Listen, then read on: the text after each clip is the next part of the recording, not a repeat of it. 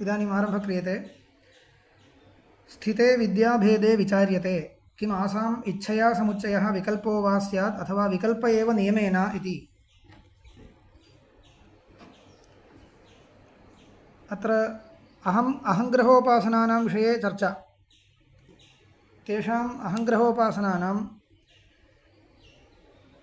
समुच्चित्य अनुष्ठानं वा विकल्पेन अनुष्ठानं वा इति। इत्युक्ते समुच्चयनियमो वा समुच्चयो वा अथवा विकल्पो वा अथवा समुच्चयविकल्पयोर्विकल्पो वा अथवा विकल्प एव वा एवं कोटित्रयं वर्तते। तत्र स्थितत्वात् तावद् विद्याभेदस्य न समुच्चयनियमे किञ्चित् कारणमस्ति। समुच्चित्यैव अनुष्ठानम् इत्यत्र किमपि प्रमाणं नास्ति। कुतः? विद्याभेदस्य स्थितत्वात्।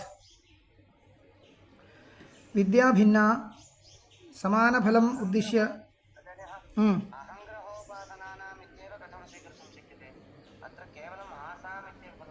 सत्यं, परन्तु अत्र विशिष्य तु विचारः अहङ्ग्रहोपासनानां विषये एव।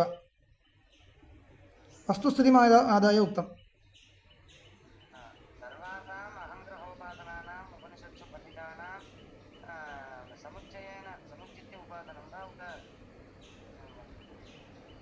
विकल्पेन उपासनं वा इति।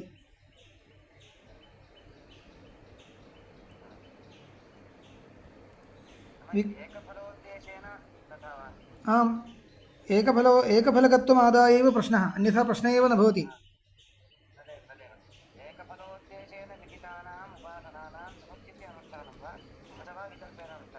आम्, तत्र विशिष्य अत्र अस्मिन् अधिकरणे तु अहङ्ग्रहोपासनान्यादाय एव चर्चा क्रियते।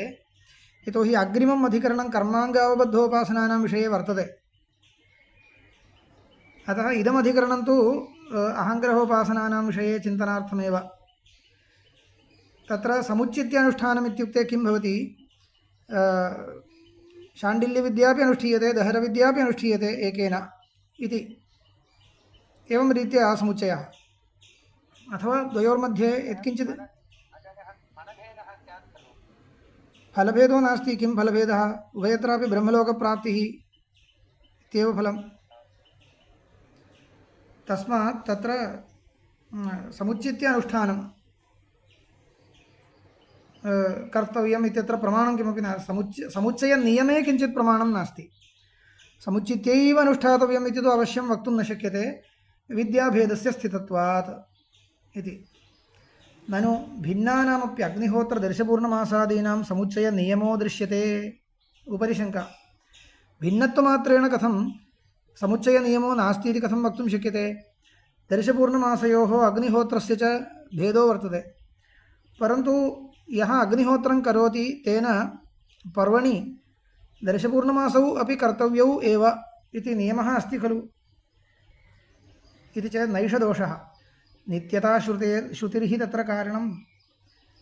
नैवं विद्यानां क्वचित् नित्यता श्रुतिरस्ति, तस्मात् न समुच्चयनियमः इति। दर्शपूर्णमासयोः अग्निहोत्रस्य च द्वयोरपि अवश्यम् अनुष्ठानं कर्तव्यम् इत्यत्र किं कारणम् इत्युक्ते भिन्नत्वमात्रं कारणं न, किन्तु उभयोरपि नित्यत्वश्रवणम्। अकरणे प्रत्यवायो भवति इति कृत्वा उभयोरप्यनुष्ठानम् इति कृत्वा समुच्चयः सिद्ध्यति। एतेषाम् उपासनानां तु नित्यत्वं नास्ति, काम्यत्वमेव इति कृत्वा अवश्यं समुच्चयः कर्तव्यः इत्यत्र नियमः कोऽपि कर्तुं कल्पयितुं न शक्यते। नापि विकल्पनियमः विद्यान्तराधिकृतस्य विद्यान्तर अप्रतिषेधादिति। विकल्पनियमो नाम विकल्पेनैव अनुष्ठानं कर्तव्यमित्यपि नियन्तुं न शक्यते। कदा नियन्तुं शक्येत? एकस्यां विद्यायां यः अधिकारी सः अन्यस्यां विद्यायाम् अधिकारी एव न इति वक्तुं न शक्यते। तथा कोऽपि प्रतिषेधो नास्ति। यः शाण्डिल्यविद्यायाम् अधिकारी सः दहरविद्यायामपि अधिकारी भवत्येव इति। एवं रीत्या पश्यामश्चेत् विकल्पनियमोऽपि न कर्तुं शक्यते पारिशेष्यात्।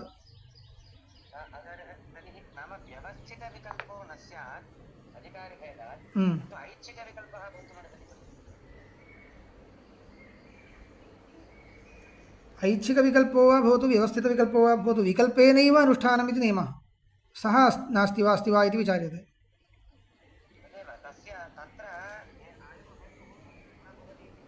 न न न ऐच्छिकविकल्पः व्यवस्थितविकल्पः इति शब्दयोः अर्थः कः?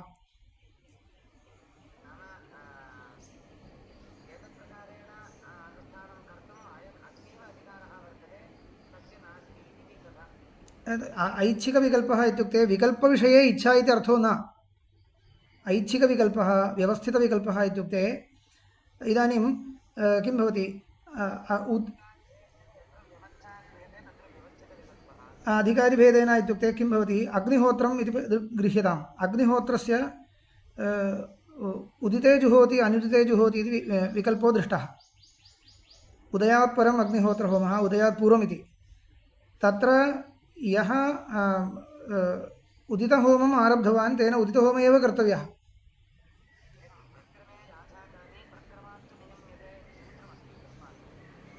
अयमेव ऐच्छिकविकल्पः न अयमेव व्यवस्थितविकल्पः। अयमेव व्यवस्थितविकल्पः।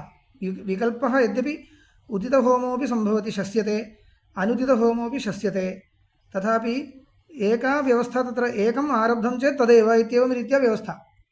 अयं व्यवस्थितविकल्पः इत्युच्यते। ऐच्छिकविकल्पो नाम एवं किमपि नास्ति यत्किमपि यदा कदापि यथा कथञ्चित् कर्तुं शक्यते इति चेत् ऐच्छिकविकल्पः इति। अत्र तथा तन्न चिन्त्यते। अत्र विकल्पः एव अस्ति वा न वा इति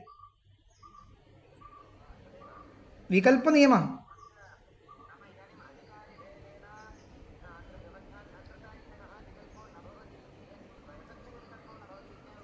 न न तथा न व्यवस्थितविकल्पः इत्यस्य अर्थः अयं न। अत्र किं भवति विकल्प एव व्यवस्थितो वा न वा इति विचार्यते। विकल्पेनैव अनुष्ठानम् इति अस्ति वा अथवा विकल्पेनैव अनुष्ठानम् इति नास्ति वा इयमेव चिन्ता। विकल्पनियमो नाम विकल्पेनैव अनुष्ठानं न समुचित्य एवमस्ति वा इत्युक्ते एवं नास्ति तदेव उच्यते। नापि विकल्पनियमः इति विद्यान्तराधिकृतस्य विद्यान्तर अप्रतिषेधादिति हेतुः। एकस्यां विद्यायाम् अधिकृतः अन्यस्याम् एकस्यां विद्यायाम् अधिकृतः विद्यान्तरं नानुष्ठेयम् अनुतिष्ठेत् एवं रीत्या अस्ति वा इति नास्ति। तस्मात् विकल्पेनैव अनुष्ठानम् इति वक्तुं न शक्यते इत्यर्थः। भेदः अवगम्यते खलु? पुनः चिन्तयतु। पारिशेष्यात् यथा काम्यम् आपद्यते इति। तर्हि किं भवति? यथा काम्यम् इत्युक्ते समुच्चयो वा क्रियतां विकल्पो वा क्रियताम् इति। समुच्चयो वा क्रियतां विकल्पो वा क्रियताम् इति पूर्वपक्षः। ननु अविशिष्टफलत्वाद् आसां विकल्पो न्याय्यः। विकल्प एव इति पक्षः यः उक्तः स एव युज्यते इति पूर्वपक्षिणाम् उपरि पुनः प्रश्नः। ननु अविशिष्टफलत्वात् एकफलकत्वात् आसां विकल्पो न्याय्यः। एकमेव फलं तर्हि किमर्थं समुच्चयः कर्तव्यः? समुच्चयः निष्फलो भवति।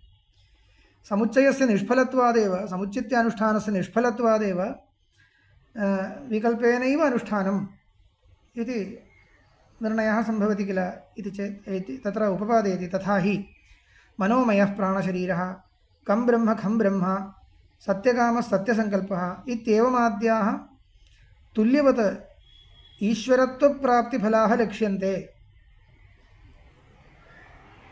ईश्वरत्वं नाम परमेश्वरत्वम् इत्यर्थो न किञ्चित् उत्कृष्टत्वं ब्रह्मलोकनियन्तृत्वं वा किञ्चित् भवतु। तद् तुल्यम् एतेषाम् उपासनानां सर्वेषाम् अहङ्ग्रहोपासनानां फलं तुल्यं समानं कोऽपि उच्चावचभावो नास्ति तत्र इति कृत्वा एकमेव पर्याप्तं।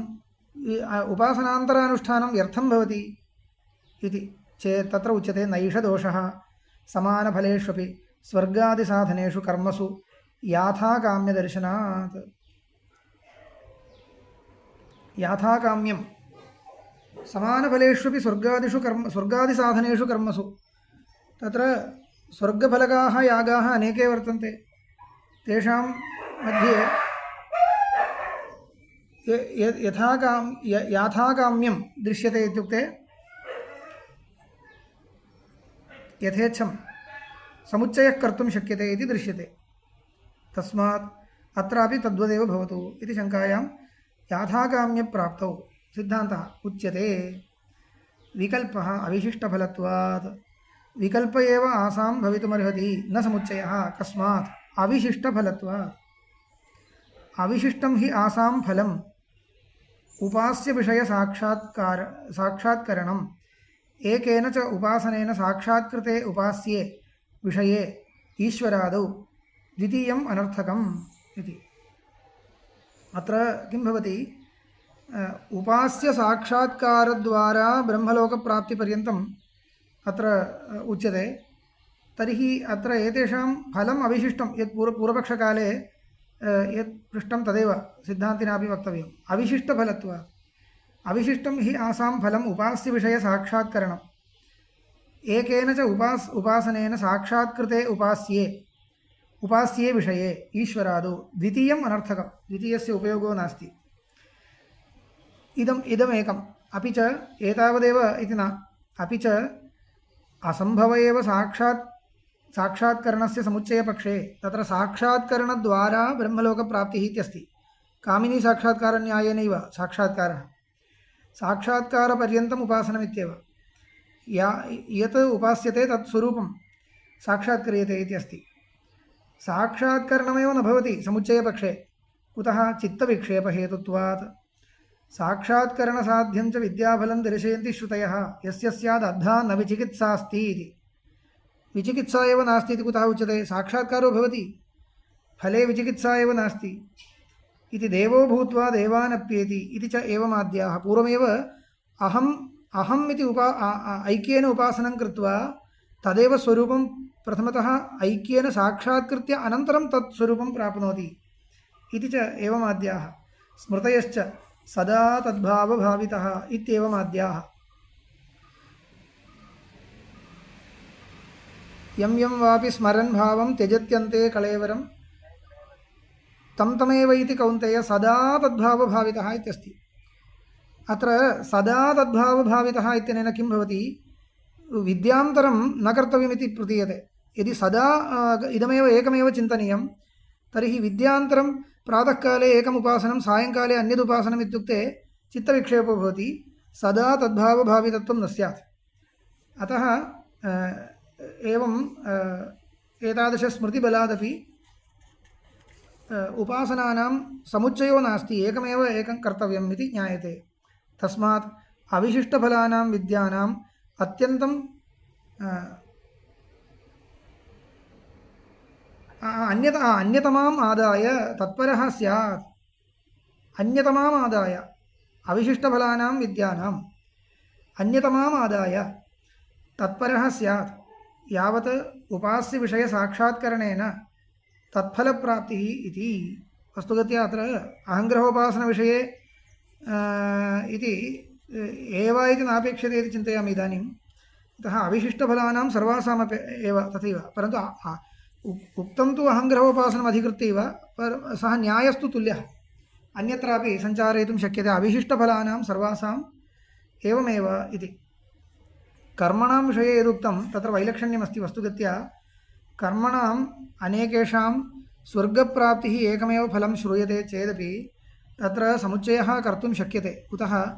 वस्तुगत्या तत्र अविशिष्टफलत्वमेव नास्ति। यतः स्वर्गे एव उच्चावचभावः अङ्गीक्रियते इति कृत्वा एकविध एव स्वर्गः द्वयोः कर्मणोः इति न भवति। दर्शपूर्णमासजन्यस्वर्गस्य अपेक्षया उत्कृष्टत्वं सोमानुष्ठानजन्यस्य स्वर्गस्य वक्तव्यम् इत्यादि। यतोहि तत्र कर्मणः स्वरूपे एव वैलक्षण्यं वर्तते। आयास आधिक्ये सति फलाधिक्यं फलभूमा इति तु एकः नियमः। तदनुसारेण स्वर्गे एव वैजात्यं कल्पनीयम्। अपि च इदमपि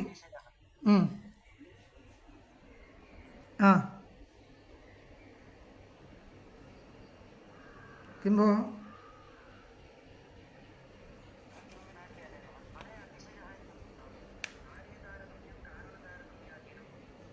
कार्यतारतम्यं तदेव कारणतारतम्याधीनं।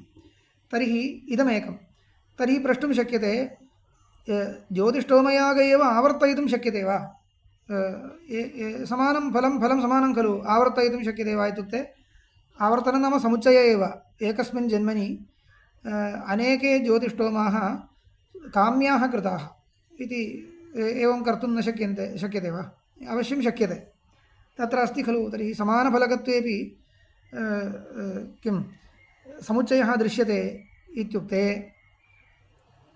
तदपि सम्भवति कुतः इति चेत् स्वर्गं गतस्य एकेन ज्योतिष्ठोमेन जायमानम् अदृष्टं यदा नश्यति तदानीं ततः अवरोहः सम्भवति तर्हि अस्मिन् जन्मनि तु मम ज्योतिष्ठोमकरणे सौकर्यं प्राप्तं बहवः स्वर्गाः जायन्ताम् एकस्य परिसमाप्तौ अन्यद् भवतु इत्येवं रीत्या अदृष्टस्य दीर्घीकरणाय अनेके ज्योतिष्ठोमाः स्वर्गार्थं कर्तुं शक्यन्ते क्लेशो नास्ति यतः अपूर्वक्षयद्वारा पुनरावृत्तिः तत्र वर्तते इति कृत्वा पुनरावृत्तिपरिहाराय अनेकेषां ज्योतिष्ठोमानाम् अनुष्ठानम् अपि अङ्गीकर्तुं शक्यते अत्र किं भवति अहङ्ग्रहोपासनविषये तदपि न शक्यते यतः तत्र तु न स पुनरावर्तते इति कृत्वा तत्र ब्रह्मलोकं गतस्य पुनः पुनरावृत्तिशङ्कायाः अवकाशः एव नास्ति तर्हि एकेन उपासनेन गन्तुं च शक्यते अनेकेषाम् उपासनानां करणे चित्तविक्षेपश्च भवति ज्योतिष्ठोमविषये चित्तविक्षेपस्य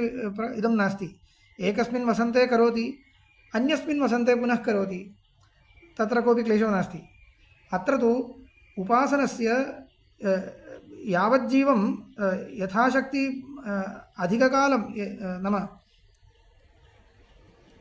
कस्मिंश्चित् समयविशेषे इति नास्ति तत्र चिरम् अनुवर्तयितुं शक्यते भूय अधिककालपर्यन्तम् उपासनं यः कर्तुं समर्थः तावत् कर्तुं शक्नोति इति कृत्वा सदा तद्भावभावितः इत्युक्तत्वात् मध्ये उपासनान्तरस्य इदं प्रसक्तिरेव न भवति विक्षेप एव भवति हानिकरमेव भविष्यति इति कृत्वा तथा समुच्चयः नाङ्गीक्रियते अपि तु विकल्प एव इति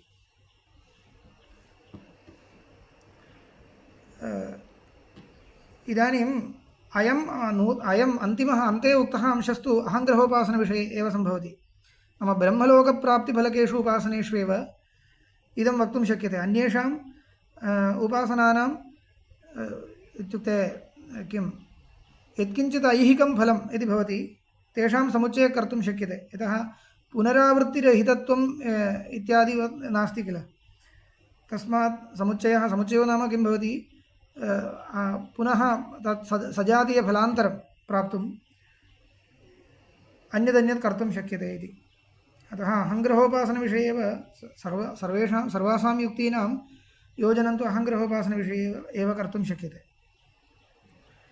इति एकम् अधिकरणम् अनन्तरं लघु अधिकरणमेकं काम्यास्तु यथा कामं समुच्चीयेरन् न वा पूर्वहेत्वभावात् इति अविशिष्टफलत्वात्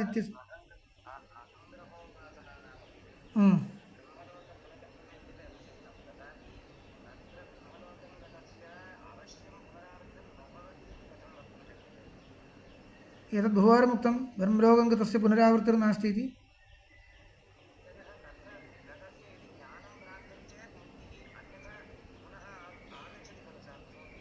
ज्ञानं प्राप्यते एव इति नियमो वर्तते इत्यपि उक्तं बहुवारम्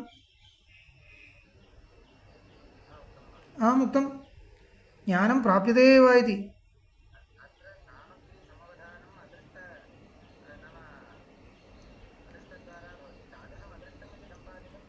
तादृशम् अदृष्टं भवत्येव इति तादृशम् अदृष्टमपि उपासनमहिम्ना भवत्येव इत्येव एवमेव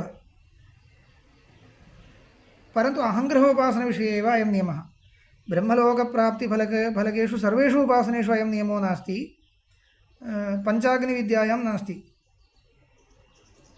पञ्चाग्निविद्या अहङ्ग्रहोपासनं न तत्र पञ्चाग्निविद्यां कृत्वापि ब्रह्मलोकप्राप्तिः सम्भवति परन्तु पुनरावृत्तिरपि कदाचित् भवेत् अस्मिन् कल्पे पुनरावृत्तिर्नास्ति कल्पान्तरे पुनरावृत्तिर्भवति इति यदि साक्षात्कारो न प्राप्तः तर्हि अन्येषु अहङ्ग्रहोपासनेषु तथा न साक्षात्कारोऽपि प्राप्यते एव इति नियमः अन्यथा क्रममुक्तिर्नाम कोऽर्थः साक्षात्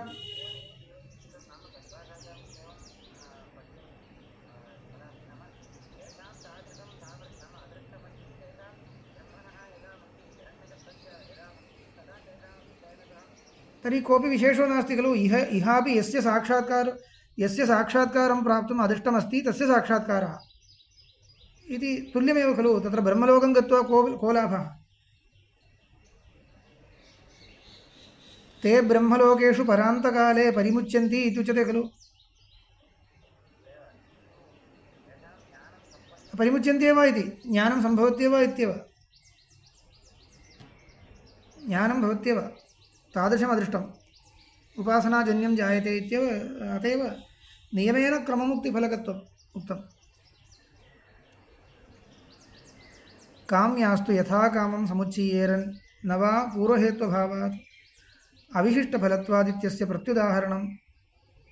यासु पुनः काम्यासु विद्यासु स य एतदेवं वायुं दिशां वत्सं वेद न पुत्ररोधं रोदिति स यो नाम ब्रह्मेत्युपास्ते यावन्नाम्नो गतं तत्रास्य यथा कामचारो भवति इति च एवमाद्यासु क्रियावत् अदृष्टेन आत्मना आत्मीयं फलं साधयन्तीषु अदृष्टेन आत्मना अदृष्टद्वारा आत्मीयं फलं साधयन्तीषु साक्षात्करणापेक्षा नास्ति। ताः यथा कामं समुच्चीयेरन् न वा समुच्चीयेरन् पूर्वहेतुभावात् पूर्वस्य अविशिष्टफलत्वादित्यस्य विकल्पहेतोः अभावादिति। अत्र किं भवति? अधिकरणं समाप्तं तावदेव। अत्र महान् विचारः कोऽपि नास्ति। पूर्वोक्तस्य प्रत्युदाहरणं, पूर्वम् अहङ्ग्रहोपासनविषये यदुक्तं तदत्र नास्ति इति कथने एव तात्पर्यं। सामान्य उपासनानि भवन्ति। स य एतमेवं वायुं दिशां वत्सं वेद न पुत्ररोधं रोदिति इति एकं फलमुक्तं। तस्य पुत्रदुःखं न भवति इत्यर्थः। पुत्रमरणादि कृतं दुःखं न भवति इत्येवं सामान्यं फलम् उच्यते। एवं विधानाम् उपासनानां समुच्चयो वा विकल्पो वा यथेच्छं यथाकाम्यं याथाकाम्यं तत्र सम्भवति। यथाकामं समुच्चयो वा विकल्पो वा सम्भवति इति पूर्वोक्तहेतुः नास्ति तत्र। यतः केवलम् अदृष्टद्वारा एव फलं, साक्षात्करणापेक्षा नास्ति। तर्हि कियत्पर्यन्तं कर्तव्यम् इति तु नास्ति। शास्त्रार्थः यथा अनुष्ठितः स्यात् तावत् कर्तव्यं तावदेव। साक्षात्करणद्वारा यदा फलं भवति तर्हि साक्षात्करणपर्यन्तं कर्तव्यम् इत्यस्ति। साक्षात्करणं जातं चेत् तत्र ज्ञायते इदं सफलं जातम् इति ज्ञायते। तर्हि तावत्पर्यन्तं कर्तव्यं चेत् कामिनी साक्षात्कारन्यायः तत्र आश्रयणीयो भवति। कामिनी साक्षात्कारन्यायस्य आश्रयणं यदि कर्तव्यं तर्हि चित्तविक्षेपो वारणीयः, नाम विषयान्तरप्रवेशो वारणीयः इति कृत्वा उपासनान्तरं वारणीयं भवति। अत्र तु तथा किमपि नास्ति। यथाशास्त्रं कर्तव्यं तावदेव इति कृत्वा तत्र समुच्चयो वा एकम् उपासनं किञ्चित् कालं कृत्वा अनन्तरम् अन्यदुपासनम् इत्यपि सम्भवति। अनेकफलानि तत्र एकमेव फलमिति न, फलान्यपि भिन्नानि वर्तन्ते। अतः भिन्नं भिन्नं फलं यः इच्छति तेन भिन्नं भिन्नं कर्तुं शक्यते इति जातम्। इतः परम् अस्मिन् पादे अन्तिमम् अधिकरणम् अङ्गावबद्धोपासनानां विषये। अङ्गेषु यथाश्रयभावः।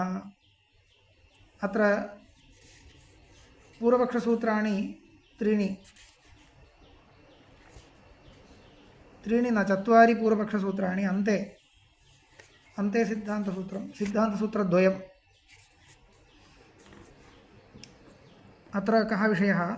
कर्माङ्गेषु उद्गीतादिषु ये आश्रिताः प्रत्ययाः वेदत्रयविहिताः किं ते समुच्चयेरन् किं वा यथाकामं स्युः इति संशये यथाश्रयभावः इत्याह। अत्रापि तुल्यरीत्या कर्माङ्गेषु उद्गीतादिषु ये आश्रिताः प्रत्ययाः, कर्माङ्गेषु उद्गीतादिकम् आश्रित्य ये प्रत्ययाः उपासनानि वेदत्रयविहिताः किं ते समुच्चयेरन् किं वा यथाकामं स्युः इति। एकमेव कर्माङ्गम् अवलम्ब्य अनेकविधं चिन्तनं विहितं स्यात् तेषां सर्वेषां समुच्चयो भवति वा किं ते समुच्चयेरन् किं वा यथा कामं स्युः इति इत्युक्ते समुच्चयनियमः अस्ति वा नास्ति वा इत्येव विचारः समुच्चयेनैव कर्तव्यम् इत्यस्ति वा अथवा समुच्चयो वा विकल्पो वा इति समुच्चयो वा विकल्पो वा इति सिद्धान्तः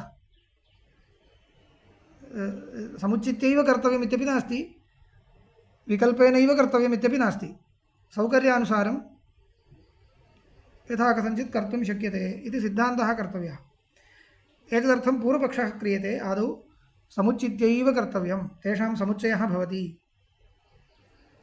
यथाश्रयभाव इत्याह यथाश्रयभावः यथाश्रयभावो नाम यथैव येषाम् आश्रयाः स्तोत्रादयः सम्भूय भवन्ति एवं प्रत्ययाः अपि आश्रयपरतन्त्रत्वात् प्रत्ययानाम् इति तत्र येषाम् आश्रयाः उद्गीथादयः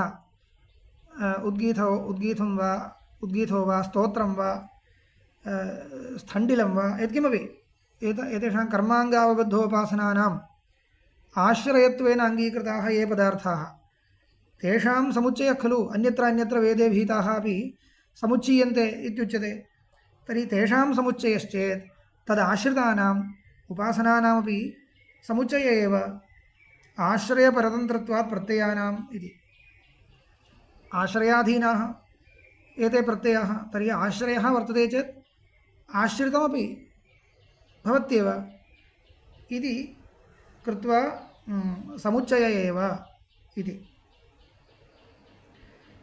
अत्र अस्माकं सामान्यतः संशयो भवति यत्र यत्र आश्रयभूताः उद्गीतादयः भवन्ति तत्र तत्र तदाश्रिताः उपासनाः इति खलु इदानीम् उक्तम् एतत्तु न सम्भवति प्रमाणाभावादेव कुतः आश्रयः वर्ततां तदाश्रितम् उपासनं कर्तव्यमेव इति नियमो नास्ति इत्युक्तं किल एतेषां नित्यत्वं किमपि नास्ति इति पूर्वमेव निरूपितं तर्हि आश्रयो वर्तते इति कृत्वा आश्रितं समुच्चेतव्यम् इति तु तदाश्रितम् उपासनमपि समुच्चेतव्यम् इति कथं वक्तुं शक्यते इति सिद्धान्तिनां शङ्का भवति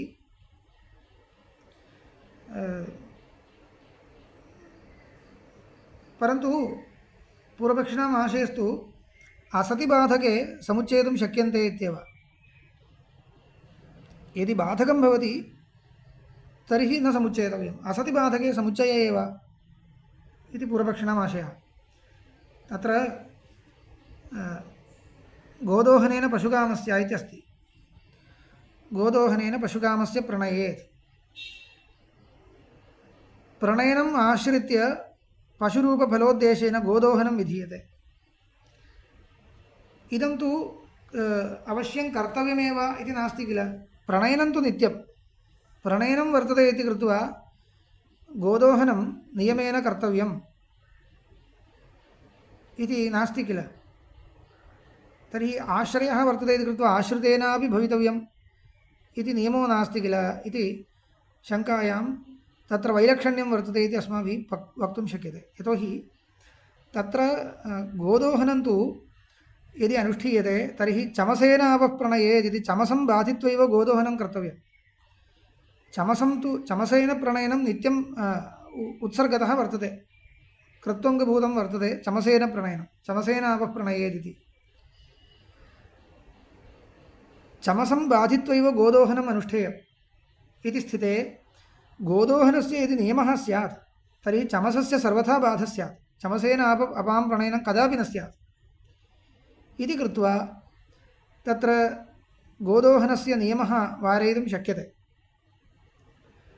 परन्तु अत्र तु तथा नास्ति अत्र तु अङ्गावबद्धानाम् उपासनानां समुच्चये क्रियमाणेपि किमपि न बाध्यते एवञ्च असति बाधके आश्रयसत्त्वे आश्रितानामपि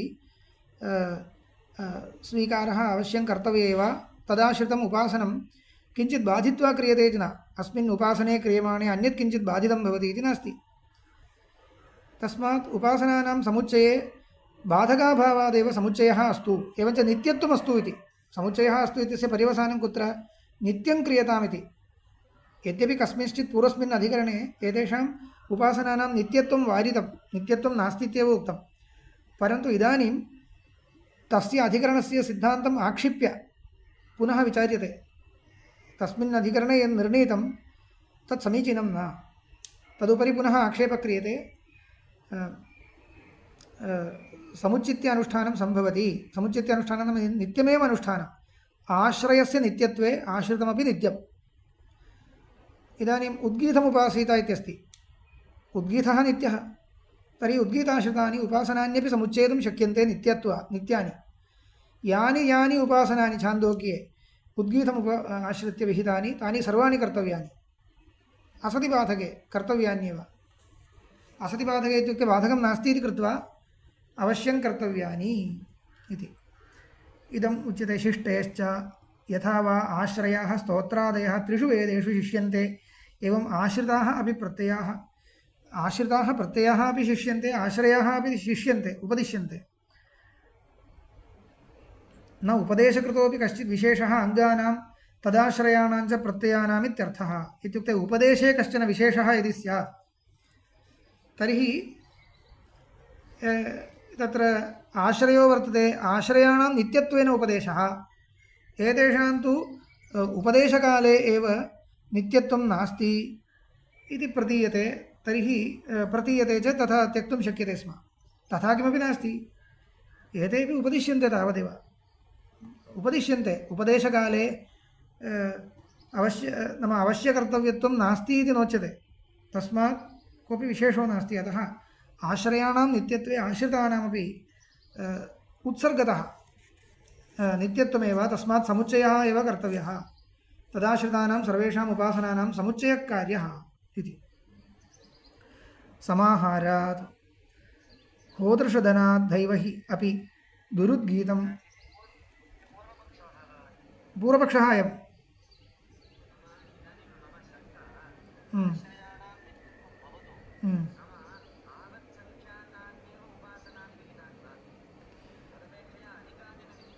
अधिकानि विहितानि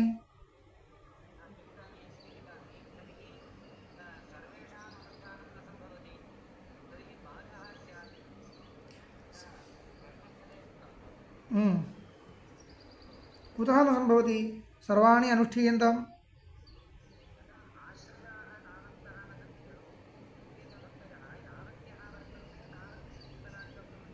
न एकस्यामेव उद्गीतभक्तौ अनेकानि चिन्तनानि कर्तुं शक्यन्ते एकमेव उद्गीतम् एक एव उद्गीतः पुनः पुनः अनेकैः प्रकारैः चिन्तनीयः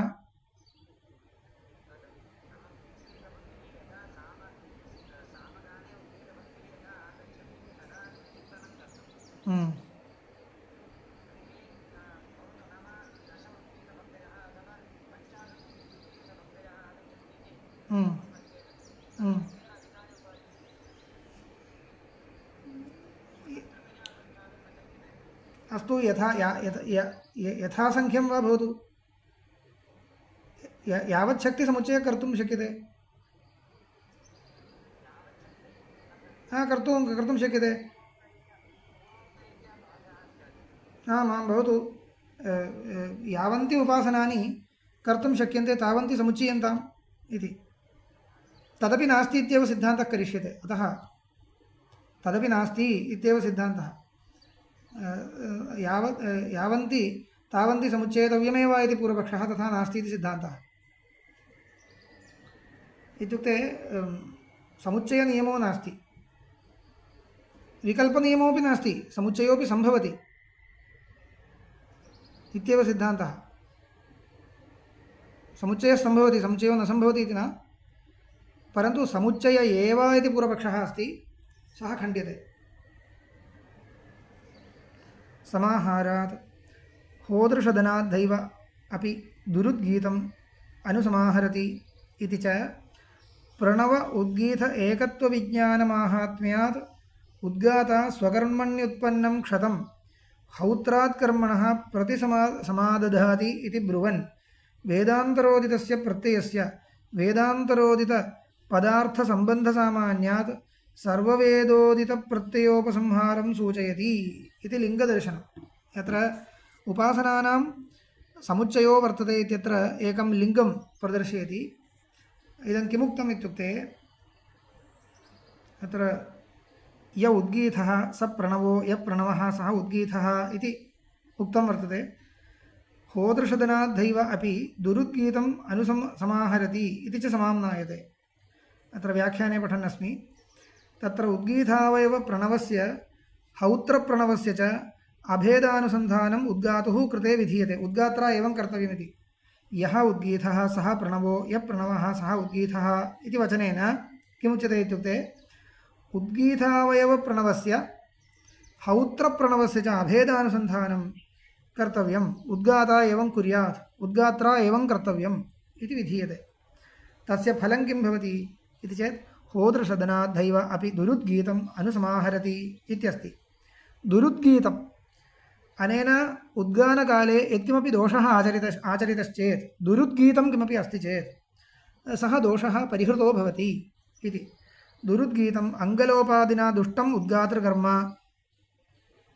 होदृशदनात् होता यस्मिन् कर्मणि होदृशदनं नाम होतुः कर्म इत्यर्थः तावदेव। होता यस्मिन् कर्मणि कर्तृत्वेन सीदति तत्र होदृशदनं हौत्रं कर्म इत्यर्थः। उपवेशनस्थानम् इत्यर्थो न कर्म। तस्य सम्यक् कृतान् अनुसमाहरति ततः सम्यक् कृतान् अनुसमाहरति समादधाति इति। नाम अनेन हौत्रं कर्म हौत्रेण कर्मणा औद्गात्रं कर्म शोधितं भवति। औद्गात्रे कर्मणि जातः दोषः हौत्रेण कर्मणा शोधितो भवति इति एवं रीत्या तत्र अस्ति फलम्। अत्र किं जातम् इत्युक्ते अत्र सामवेदोत्पन्नस्य एतस्य उपासनस्य होतृवेदोत्पन्नेन प्रणवेन सम्बन्धो नियतो वक्तव्यः। इत्युक्ते होतृवेदोत्पन्नेन प्रणवेन सम्बन्धः इदानीं पूर्वम् उक्तं खलु किञ्चित् उपासनम् उद्गात्रा कर्तव्यं। य उद्गीतः स प्रणवो यः प्रणवः सः उद्गीतः इति। उद्गात्रा किं कर्तव्यम् उद्गीतावयव प्रणवस्य हौत्रप्रणवस्य च अभेदानुसन्धानं कर्तव्यम् इति। एतदर्थं नियमेन अनयोः सम्बन्धो वक्तव्यः। एवं सति वेदान्तरोदितप्रणवेन सह वेदान्तरोदितानाम् उपासनानामपि वेदान्तरोदितत्वसामान्यात् तेन उपासनेन सह नियतसम्बन्धः सिद्ध्यति। वेदान्तरोदित उपासनाभिः सह नियतश्च सम्बन्धः अस्य उपासनस्य तदैव भवति यदि समुच्चयनियमः स्यात् इति लिङ्गदर्शनमिदम् इत्युक्तम्। अनेन किं ज्ञायते इत्युक्ते सामान्यविषयः तावदेव, कोऽपि कठिनः अंशः नास्ति। एतादृशं फलं तदा सङ्गच्छते यदा एतेषां समुच्चयो भवति। वेदान्तरोदितस्य उपासनस्य वेदान्तरोदित उपासनाभिः सह नियतः सम्बन्धो वक्तव्यः। नियतः सम्बन्धस्तु समुच्चये सत्येव भवति इति कृत्वा समुच्चयो वर्तते इत्यत्र इदं लिङ्गं भवति। गुणसाधारण्यश्रुतेश्च विद्यागुणञ्च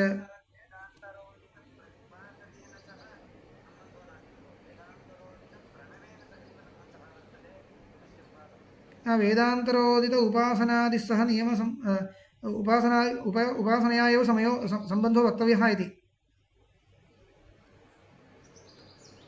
सामान्यात् तदेव उक्तं। वेदान्तरोदितप्रणवेन सह वेदान्तरोदितानाम् उपासनानामपि वेदान्तरोदितत्वसामान्यात् तुल्यरीत्या वेदान्तरोदितप्रणवेन सह सम्बन्धो वक्तव्यः खलु अभेदानुसन्धानं।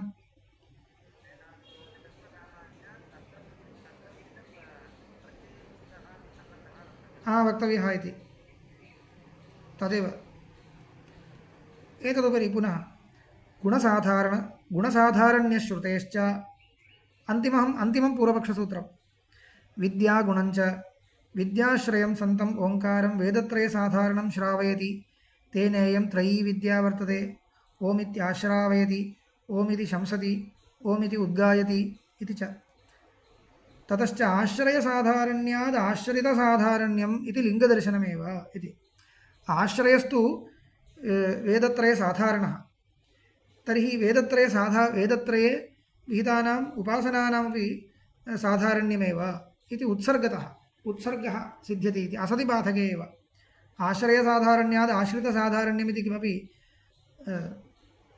किम् अत्यन्त अबाधितः कोऽपि अव्यभिचरितः नियमो वर्तते इति न, परन्तु असतिबाधके अयं नियमः अस्ति इति कृत्वा गुणसाधारण्यश्रुतेश्च गुणसाधारण्यश्रुतिः नाम तेनेयं त्रयी विद्या वर्तते। आश्रावयति, ओमिति शंसति, ओमित्युद्गायति इति विद्याश्रयं सन्तम् ओंकारं विद्यागुणम् इत्यस्य विद्याश्रयः इत्यर्थः। विद्याश्रयं सन्तम् ओंकारं विद्यायाः गुणो नाम विद्यायाः आश्रयः। विद्यायाः आश्रयभूतम् ओंकारं वेदत्रयसाधारणं श्रावयति। वेदत्रयसाधारणः ओंकारः आश्रयः इति श्रावयति। एतेन कश्चन न्यायः लभ्यते। अथवा इति प्रकारान्तरेण व्याख्यानं गुणसाधारण्यश्रुतेश्च इति पुनः प्रकारान्तरेण व्याख्यानं यदि इमे कर्मगुणाः उद्गीतादयः सर्वे सर्वप्रयोगसाधारणाः न स्युः न स्यात् ततः तदाश्रयाणां प्रत्ययानां सहभावः ते उद्गीतादयः सर्वाङ्गग्राहिणा प्रयोगवचनेन सर्वे सर्वप्रयोगसाधारणाः श्राव्यन्ते ततश्च आश्रयसहभावात् प्रत्ययसहभावः इति। इदानीं व्याख्याने किं वैलक्षण्यमिति ज्ञातव्यं। पूर्वं किमुक्तम्, आश्रयः उपासनायाः आश्रयः साधारणः इति कृत्वा आश्रितस्यापि साधारण्यम् इत्युक्तम्। तद्व्याख्यानम् ईषदस्वारस्यात् त्यज्यते, यतोहि एवं नियमो नास्ति। एवं नियमस्तु वस्तुगत्या नास्ति। आश्रयस्य साधारण्यमस्ति इति कृत्वा आश्रितेनापि साधारणेन भवितव्यम् इति कोऽपि नियमो नास्ति किल इत्युक्ते सत्यम्। अतः तद्व्याख्यानं त्यक्त्वा अथवा इति कल्पान्तरं प्रकारान्तरेण व्याख्यानं। द्वितीयं व्याख्याने किं भवति, आश्रयसाधारण्याद् आश्रितसाधारण्यमिति अस्माभिर्नोच्यते, परन्तु एवं व्याख्यानं क्रियते, आश्रितानां साधारण्यम् उत्सर्गतः अस्माभिः स्वीकर्तव्यमेव। अयम् उत्सर्गः तदा परित्यक्तव्यः स्यात् यदि आश्रयो नास्ति। इत्युक्ते आश्रय अभावे आश्रितस्य अभावः इति तु व्यतिरेकव्याप्तिरस्ति। आश्रयस्य अभावे आश्रितमपि न भवति इति तु व्याप्तिरस्ति, व्यतिरेकव्याप्तिः इति न। आश्रयस्य आश्रयः यत्र यत्र तत्र तत्र आश्रितम् इति नियमस्य अविद्यमानत्वेपि यत्र आश्रयो नास्ति तत्र आश्रितं नास्ति इति सामान्यव्याप्तिरस्ति। तर्हि आश्रयस्य अभावकृतम् आश्रिताभावं आश्रयस्य अभावकृतः एव आश्रिताभावो वक्तव्यः। प्रकृते तु आश्रयस्तु सर्वत्र वर्तते इति कृत्वा आश्रितस्यापि सर्वसाधारण्यम् असतिबाधके वक्तुं शक्यते एव इति द्वितीयं व्याख्यानं। तावदेव। यदि इमे कर्मगुणाः उद्गीतादयः सर्वे सर्वप्रयोगसाधारणाः न स्युः न स्यात् ततः तदाश्रयाणां प्रत्ययानां सहभावः ते तु उद्गीतादयः सर्वाङ्गग्राहिणा प्रयोगवचनेन सर्वे सर्वप्रयोगसाधारणाः श्राव्यन्ते। उद्गीतादयः प्रयोगविधिना सर्वाङ्गग्राहिणा प्रयोगविधिना, प्रयोगवचनं नाम प्रयोगविधिः। प्रयोगविधिः कीदृशः, सर्वाङ्गसङ्ग्राहकः प्रयोगविधिः। तेन प्रयोगविधिना उद्गीतादीनां प्रयोगस्तु सङ्गृह्यते। तर्हि ततश्च तदाश्रितानाम् उपासनानामपि सङ्ग्रहः प्रयोगविधिना कर्तुं शक्यते। तस्मात् सर्वेषाम् उपासनानां समुच्चय एव कर्तव्यः इति पूर्वपक्षे प्राप्ते सिद्धान्तः न वा तत्सहभाव अश्रुतेः इति। न वा इति पक्षव्यावर्तनं तु शब्दस्थाने न वा इति। न वा इति श्रुत्वा विकल्पः इति प्रतीयते, परन्तु तथा न। न वा इति पूर्वपक्षव्यावर्तनं। न यथाश्रयभाव एव न यथाश्रयभावः आश्रितानाम् उपासनानां भवितुमर्हति। कुतः? तत्सहभावश्रुतेः तत् सहभाव अश्रुतेः किमुक्तम् आश्रयाणां सहभावस्तु श्रुतः आश्रयाणां विनियोगः क्रियते समुचित्य अत एव प्रयोगविधिना सङ्गृह्यन्ते परन्तु तदाश्रितानाम् उपासनानां तु सहैव कर्तव्यम् इत्यत्र किमपि विनियोजकं प्रमाणं नास्ति नित्यविनियोगस्तु नास्ति एवञ्च नित्यविनियोगाभावादेव प्रयोगविधिरपि नित्यं न समुच्चिनोति अतः एतेषां समुच्चयनियमो नास्ति यथा हि त्रिवेदीविहितानाम् अङ्गानां स्तोत्रादीनां सहभावः श्रूयते त्रिवेदी इत्युक्ते त्रयाणां वेदानां समाहारः त्रिवेदी वेदत्रयम् इत्यर्थः वेदत्रये विहितानां बहूनाम् अङ्गानाम् एवं स्तोत्रशस्त्रादीनां सहभावः श्रूयते गृहं वा गृहीत्वा चमसं वा उन्नीय स्तोत्रमुपाकरोति स्तुतम् अनुशंसति प्रस्तोतः सामगाय होतरेतद् यज इत्यादिना तत्र पैशमन्त्रः सर्वं वर्तते समुच्चयः ज्ञायते तेन प्रस्तोतः सामगाय इति प्रैषः होतरेतद् यज इति प्रैषः एतादृशप्रैषादिबलात् अथवा ब्राह्मणवाक्यबलाद् वा प्रैषमन्त्रबलाद् वा ब्राह्मणवाक्यबलाद् वा एतेषां नियमेन अनुष्ठानं प्रतीयते तस्मादेव प्रयोगविधिः समुच्चयं करोति अन्यथा प्रयोगविधिमात्रेण समुच्चयः न सम्भवति प्रयोगविधिरेव न भवति समुच्चयाय इति यतोहि प्रयोगविधिर्नाम कल्पनीयः नित्यम् अङ्गस्य नित्यत्वे प्रयोगविधिस्तु प्रमाणं न भवति नित्यं किञ्चित् कर्तव्यम् इत्यत्र प्रमाणान्तरं यदि वर्तते तदा एव प्रयोगविधिः तस्य परिग्रहं करोति नो चेत् नास्ति इति न च एवम् उपासनानां सहभावश्रुतिरस्ति सहभावस्तु श्रुत्यादिप्रमाणेन न ज्ञायते तदा पृष्टं ननु प्रयोगवचनः एतेषां सहभावं प्रापयेत् इति नेति ब्रूमः पुरुषार्थत्वादुपासनानां पुरुषाभिलषितफलं साधयितुं खलु उपासनानि विहितानि न तु नित्यानि इति क्रत्वर्थानि न भवन्ति क्रत्वर्थत्वं पुरुषार्थत्वम् इति द्वेधा वर्तते अङ्गानाम् अनुष्ठानं तत्र कर्त्वर्थानामेव तत्र अननुष्ठाने क्रतोः साद्गुण्यं न भवति इति कृत्वा क्रतुसाद्गुण्याय अपेक्षिताः पदार्थाः क्रत्वर्थाः उच्यन्ते तेषां समुच्चयस्तु भवति तेषामेव प्रयोगवचनः सङ्ग्राहको भवति तदुच्यते प्रयोगवचनो हि कर्त्वर्थानाम् उद्गीतादीनां सहभावं प्रापयेत् उद्गीताद्युपासनानि कर्त्वर्थाश्रयाण्यपि गोदोहनादिवत् पुरुषार्थानि इत्यवोचाम पृथग्भ्यप्रतिबन्धफलम् इत्यत्र पूर्वं पठितम् अधिकरणमिदं तत्र उद्गीताद्युपासनानि कर्त्वर्थाश्रयाणि भवन्ति कर्त्वर्थम् उद्गीतम् आश्रित्य प्रवर्तमानानि भवन्ति उद्गीतादिकम् आश्रित्य प्रवर्तमानानि भवन्ति इति कृत्वा तेषां कर्त्वर्थत्वं नास्ति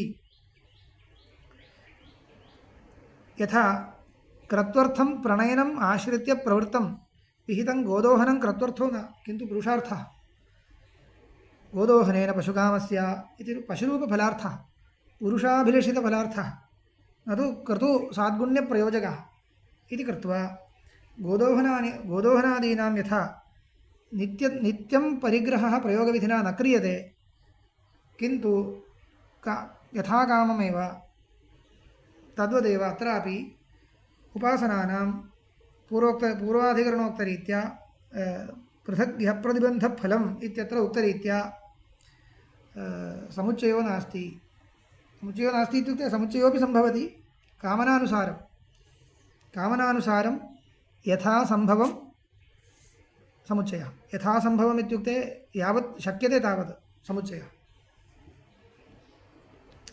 तर्हि अस्य अधिकरणस्य सिद्धान्तस्तु नूतनो न पूर्वाधिकरणस्य सिद्धान्त एव इदम् अधिकरणं तर्हि व्यर्थं वा इत्युक्ते अधिकाशङ्कावशात् पूर्वाधिकरणसिद्धान्तमेव आक्षिप्य प्रवर्तते इति कृत्वा अधिकरणस्य वैयर्थ्यं नास्ति इत्येव वक्तव्यम् अयं विषयस्तु नूतनो न अयमेव च उपदेशाश्रयो विशेषः अङ्गानां तदालम्बनानां च उपासनानाम् इति पूर्वं किमुक्तम् एकं सूत्रम् आगतम् अत्रैव शिष्टेश्च इति एकं सूत्रम् आगतं पूर्वपक्षकाले यथा वा आश्रयाः स्तोत्रादयः त्रिषु वेदेषु शिष्यन्ते एवम् आश्रिताः अपि प्रत्ययाः न उपदेशकृतोपि आश्रयाणाम् आश्रितानां च उपदेशकृतोपि विशेषः कोऽपि नास्ति इत्युक्तं पूर्वपक्षकाले।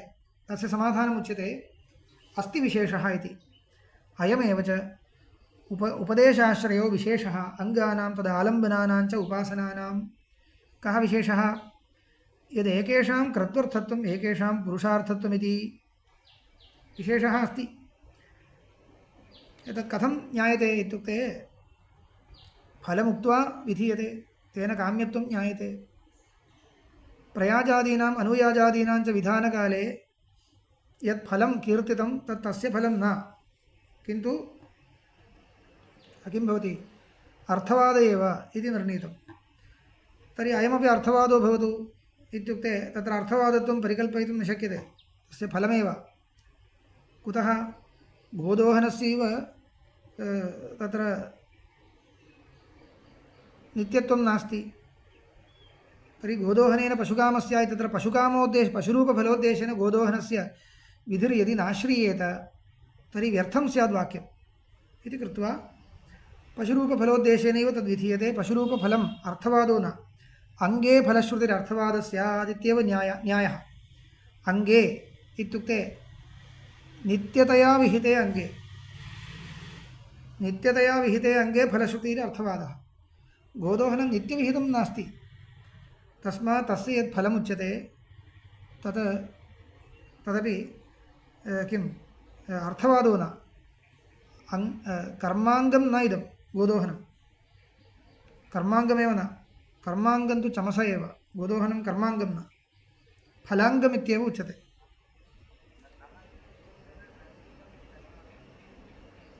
नित्यत्वेन न विहितमिति वा? गोदोहनं नित्यं विहितं वर्तते, तत् स्थाने एव इदं विहितं। सत्यं, चमसः नित्यं विहितो वर्तते।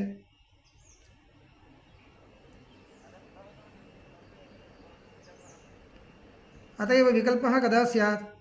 चमसस्य एकं फलम् अस्य एकं फलम् इति एवं यदि समतुल्यं च स्यात् चेत् विकल्पः भवति। अत्र तुल्यं नोच्यते, चमसस्य किमपि फलमेव नोक्तं। चमसेन यदि अपां प्रणयनं क्रियते किमपि फलं नोक्तं, किमपि फलं नोक्तम् इत्यस्य अर्थः कः? कर्तुसाद्गुण्यमेव फलम्, अन्यत् किमपि फलं नास्ति इति। अतः तुल्यवद्विहितं नास्ति, अतः विकल्पो न भवति, समुच्चयोपि न भवति, किन्तु बाध्यबाधकभावः एव। गोदोहनेन अपां प्रणयनं यदि क्रियते तर्हि चमसः बाध्यते। गोदोहनविशिष्टप्रयोगे चमसः बाध्यते इत्येव। यदेकेषां कर्तृर्थत्वम् एकेषां पुरुषार्थत्वमिति। परञ्च लिङ्गद्वयम् अकारणम् उपासनसहभावस्य श्रुतिन्यायाभावात्। लिङ्गद्वयम् अकारणं, लिङ्गद्वयं यदुक्तम् अत्र पूर्वं सूत्रद्वयेन समाहारात् गुणसाधारण्यश्रुतेश्च इत्यादिना यदुक्तं तत् इदानीं निर्णायकं न भवति।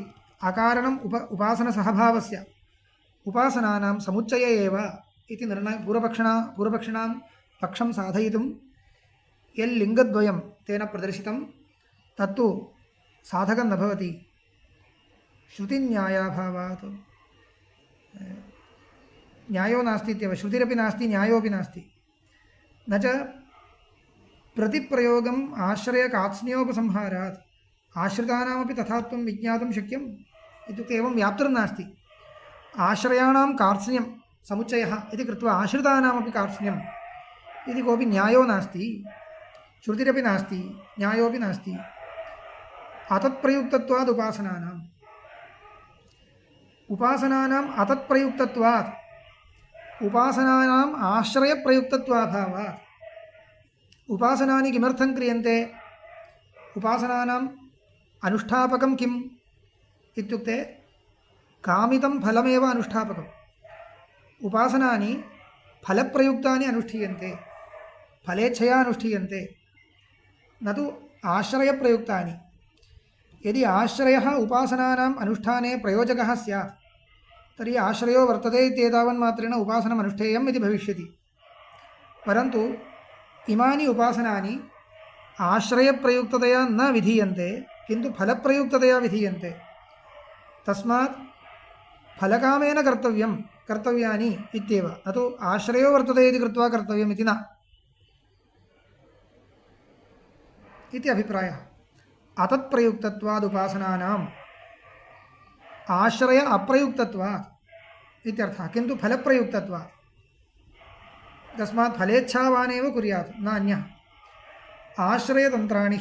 आश्रयतन्त्राण्यपि ह्युपासनानि कामम् आश्रयाभावे मा भू।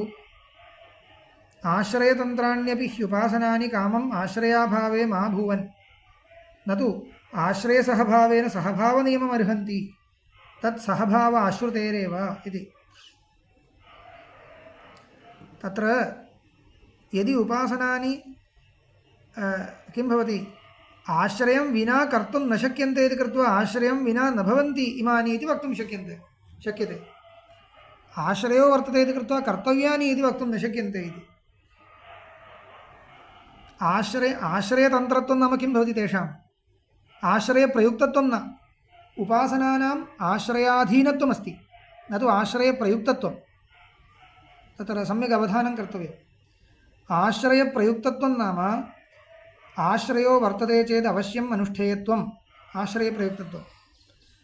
आश्रयसत्त्वे अवश्यानुष्ठेयत्वम् आश्रयप्रयुक्तत्वम्। आश्रयतन्त्रत्वं नाम किम्?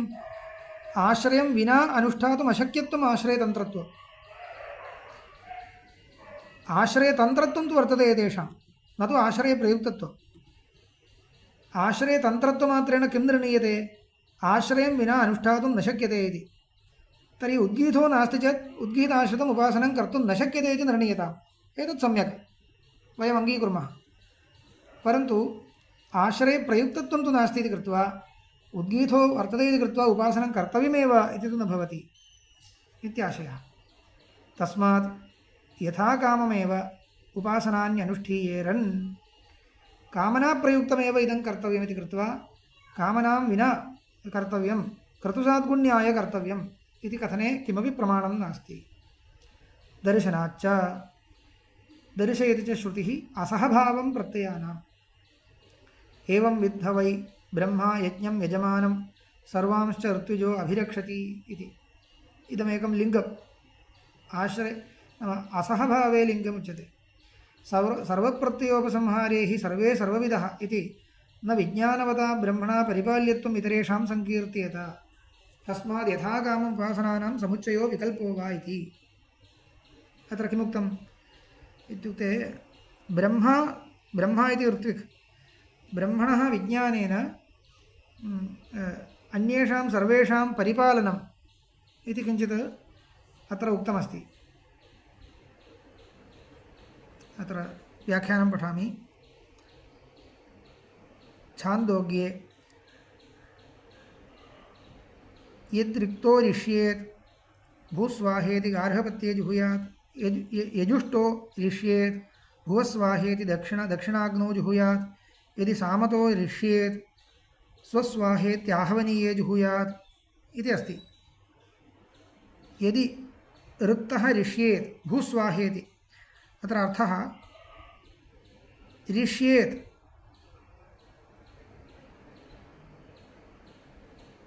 व्यङ्ग्यताम् आपादयेत् एवं प्रायश्चित्तमाम्नाय।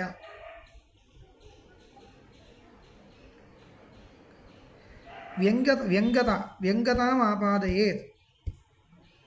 व्यङ्गता इत्युक्ते अङ्गवैगुण्यम् इत्यर्थः। व्यङ्गता लोपः, अङ्गवैगुण्यं, विगतम् अङ्गं व्यङ्गं, व्यङ्गस्य भावः व्यङ्गत्वम्। अङ्गलोपः यदि भवेत् तर्हि प्रायश्चित्तं किञ्चित् उक्तं। प्रायश्चित्तम् उक्त्वा एवं विद्धः वै ब्रह्मा इत्यादिकं समाम्नातम्। एवं वित् ह वै ब्रह्मा यज्ञं यजमानं सर्वांश्च ऋत्विजः अभिरक्षति। एवं वित् ह वै ब्रह्मा एवं वित् एतादृश उपासनवान् यदि भवति तदा यज्ञं यजमानं सर्वांश्च ऋत्विजः अभिरक्षति सः ब्रह्मा इति वर्तते। एवं वित् इत्यनेन प्रकृतप्रायश्चित्तवित्वं विवक्षितम्। यदि हि उपासनानां साहित्यनियमो भवेत् तदा यजमानस्य सर्वेषां ऋत्विजाञ्च प्रायश्चित्तेन ब्रह्मणा रक्षणीयत्ववचनम् अनुपपन्नं भवेत्। इत्युक्ते यदि समुच्चयो भवति तर्हि किं स्यात्? सर्वेषां ऋत्विजां स्वकीयानि उपासनानि भवन्ति। सामवेद नाम उद्गीतादिसम्बन्धि यदुपासनं तत्सर्वं सामगैः कर्तव्यं। तत्र अन्यत् किमपि उक्तादिसम्बन्धि शस्त्रसम्बन्धि यत्किञ्चित् उपासनं तत्सर्वं होत्रा कर्तव्यम्। अन्यत् किमपि अध्वर्युणा यत्किमपि उपासनं विहितम् अध्वर्युणा कर्तव्यानाम् अङ्गानां सम्बन्धीनि यानि उपासनानि तानि अध्वर्युणा कर्तव्यानि इत्येवं स्वस्य उपासनं स्वेन स्वेन सर्वैरपि कर्तव्यम् इत्येव भविष्यति। समुच्चयपक्षे अवश्यं कर्तव्यमिति भवति। तर्हि अवश्यं कर्तव्यं चेत् ते एव सर्वेपि सर्वविधः एव सर्वेपि स्वस्य उपासनं कुर्वन्ति एव इति कृत्वा अन्ये सर्वे ब्रह्मणा रक्षणीयाः इति न भवन्ति। ब्रह्मणा ऋत्विजा अन्येषां रक्षणीयत्वं न भवति। सर्वेषामपि स्वकीयम् उपासनं वर्तते इति कृत्वा यदि हि उपासनानां साहित्यनियमो भवेत् तदा यजमानस्य सर्वेषां ऋत्विजाञ्च प्रायश्चित्तेन ब्रह्मणा रक्षणीयत्ववचनम् अनुपपन्नं भवेत्। यजमानस्य रक्षणं हि कर्मफलप्रतिबन्धनिरासरूपं तत्तु अप्रतिबन्धफलार्थविहितैरुद्गीताद्युपासनैरेव सिद्धम्। उद्गीताद्युपासनानि प्रतिबन्धवारणाय विहितानि वर्तन्ते। तानि उद्गात्रा कर्तव्यानि अवश्यं क्रियन्ते। होत्रा कर्तव्यानि अवश्यं तेन क्रियन्ते इत्येवं यदि स्थितिः स्यात् तर्हि इदं वचनम् अनुपपन्नं स्यात्। ब्रह्मणा रक्षणीयत्ववचनम् अनुपपन्नं स्यात्। तेन किं ज्ञायते इत्युक्ते उपासनानाम् अवश्यकर्तव्यत्वं नास्ति इति ज्ञायते।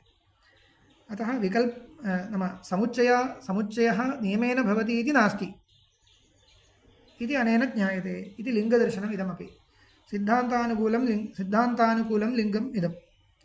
तस्माद् यथा कामम् उपासनानां समुच्चयो विकल्पो वा इति सिद्धान्तः।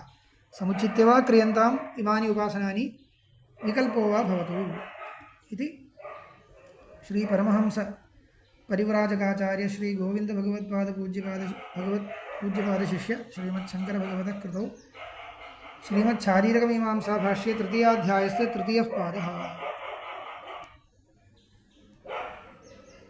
गुणोपसंहारपादः समाप्तः।